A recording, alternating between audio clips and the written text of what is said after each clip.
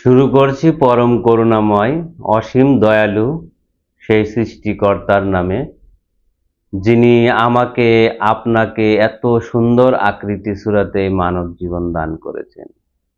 সৃষ্টি করেছিলেন আমাদের আদি পিতাকে তার নিজ সুরাতে। আমাদের আদি পিতা সে আদম ভাণ্ডের ভিতরে সে আল্লাহ নিজেই লুকিয়েছিলেন।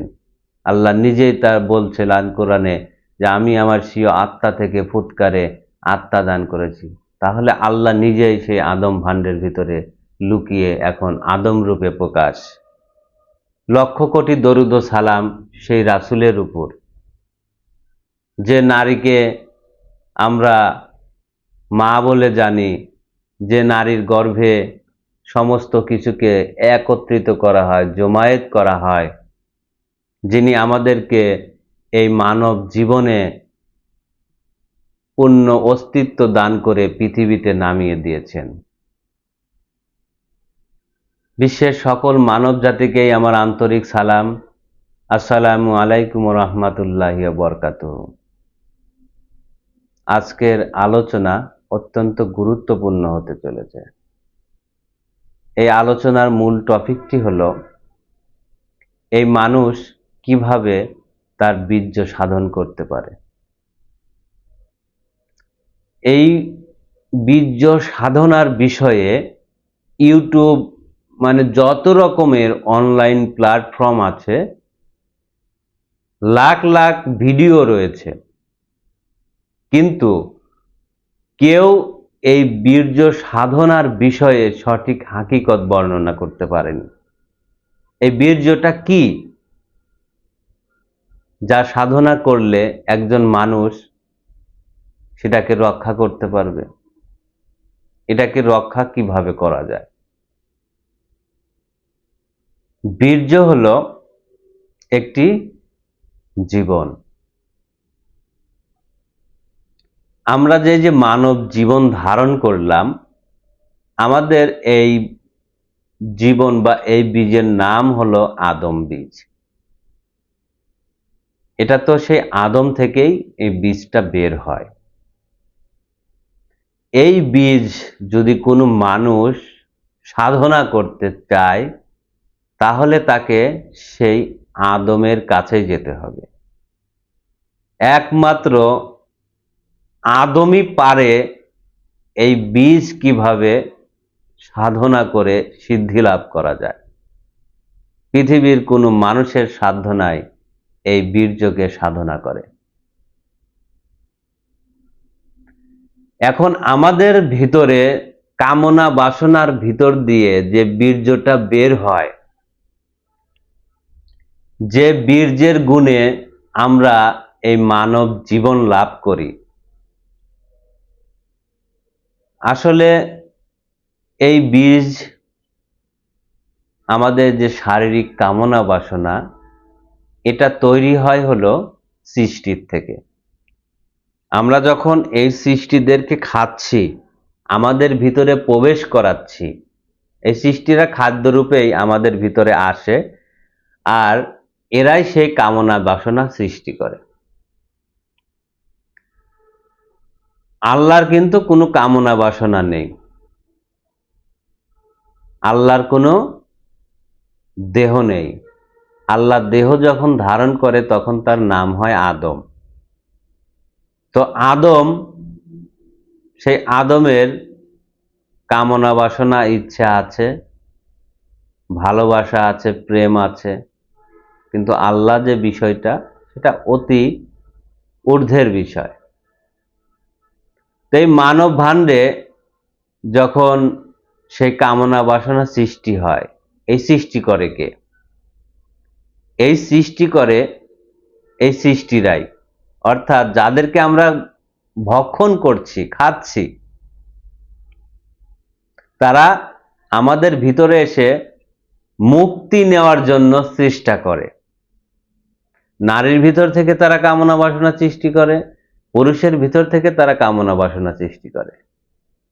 মূলত পক্ষে এই সৃষ্টিরা হলো নারী সত্ত্বের সৃষ্টি। এই নারী সত্ত্বের এই সৃষ্টিদের থেকে এই কামনা বাসনার উৎপত্তি হয়। উৎপত্তির থেকে এই পুরুষের ভিতরে যে মূল যে সূর্যটা আছে, ওখান থেকে সেই নূরটাকে বা সেই আদম নূর থেকে নূর ছিনিয়ে নিয়ে একটি মানুষ তৈরি করে। এটার কাজ, মূল কাজ যেটা, সেটা এই নারী করে। অর্থাৎ পৃথিবীতে যত সৃষ্টি দেখেন প্রকাশ, এই পুরুষও সেই নারীর অস্তিত্ব নিয়ে প্রকাশ। পুরুষও নারী, এই পুরুষ সূরাতে থাকলেও সে নারী, কারণ তার ভিতরে এই কামনা বাসনা উদয় হচ্ছে। সেখান থেকে এই জীবনের উৎপত্তি ঘটে। এখন এই যে আমরা মানে বোঝায় ভিডিওতে যে নারী পুরুষ মিলন করলে যে বীর্যটা বের হয়, ওটা বের করা যাবে না, ওটা দেহের ভিতরে রাখতে হবে। ঠিক আছে, অপচয়কারীকে আল্লাহ পাক পছন্দ করেন না। কিন্তু সাগরের 1 ফোঁটা 5 ফোঁটা বা 2-1 টন পানি নিলে কি সাগরের পানি কমবে? বোঝা যাবে। এটা আবার সেই খাদ্যদ্রব্যর ভিতর দিয়ে কিন্তু এটা পরিপূর্ণ হয়। কিন্তু আল্লাহ পাক আমাদেরকে কোন বীর্যটাকে সাধনা করতে বলল? আর এই তরিকাপন্থী এই মানুষগুলো এই কোন শিক্ষা দিচ্ছে? আমাদেরকে কিভাবে বীর্য সাধন করতে বলছে?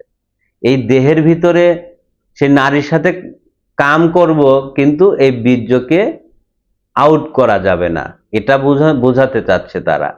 কিন্তু মূল বিষয়, এভাবে কখনোই বীর্যকে সাধনা করা যায় না। বীর্যকে সাধনা করতে গেলে আপনি যে বীজের সাধনা করবেন, সেই বীজের উপরে আগে আপনাকে ঈমান আনতে হবে। যদি আপনি আদম বীজ সাধন করেন, তাহলে আদমের উপরে ঈমান আনতে হবে।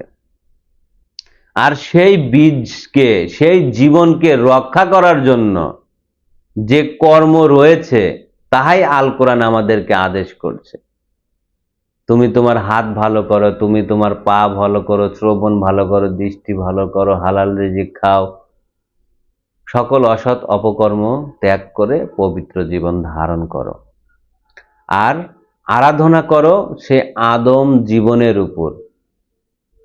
আদমকে সেজদা করো, মেনে নাও, আদমের কালেমা পড়ো, আদমের জীবন ধরো, আদমের নেতৃত্ব মেনে নাও, তাহলে ওই জীবনকে তুমি ধারণ করতে পারবে, সাধন করতে পারবে। আমি নারীর সাথে কামনা বাসনা করলাম, আর সেই নারীর গর্ভে বীর্য দিলাম না, তাই আমার বীর্য সাধনা হয়ে গেল। বাহ, কি সুন্দর এদের বীর্য সাধনা! ওইটা বীর্য সাধনা বলে না। ওটা করলে দেহের জন্য উপকার আছে, বলা যায় ওটা দেহ সাধনা।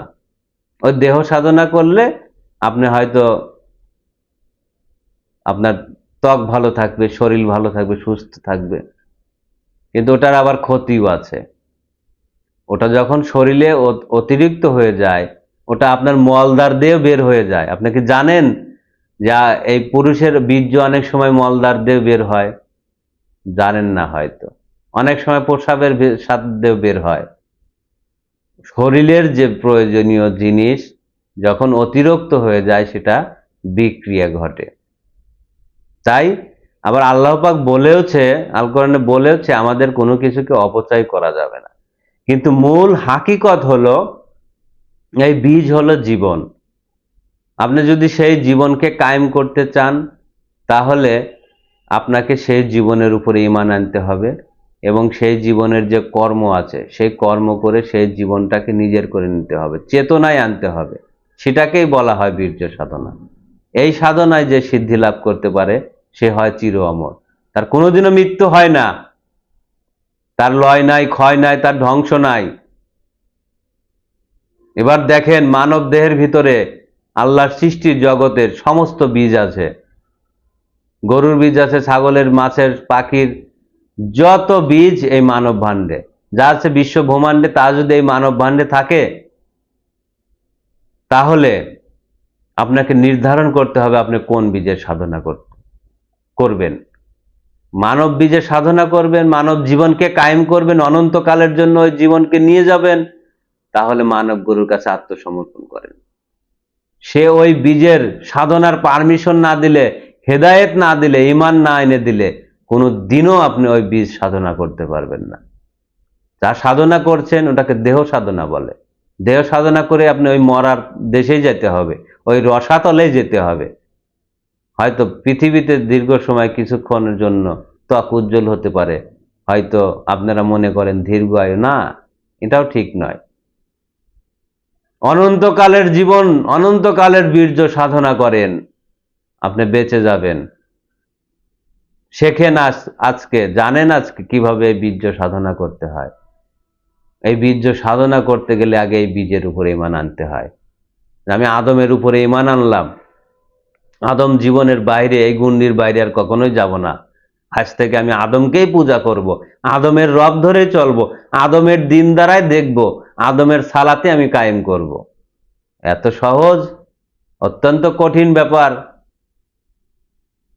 এই আদম বীর্য সাধনা করা। যাই হোক, সংক্ষিপ্ত আকারে আমি আপনাদেরকে বর্ণনা করলাম।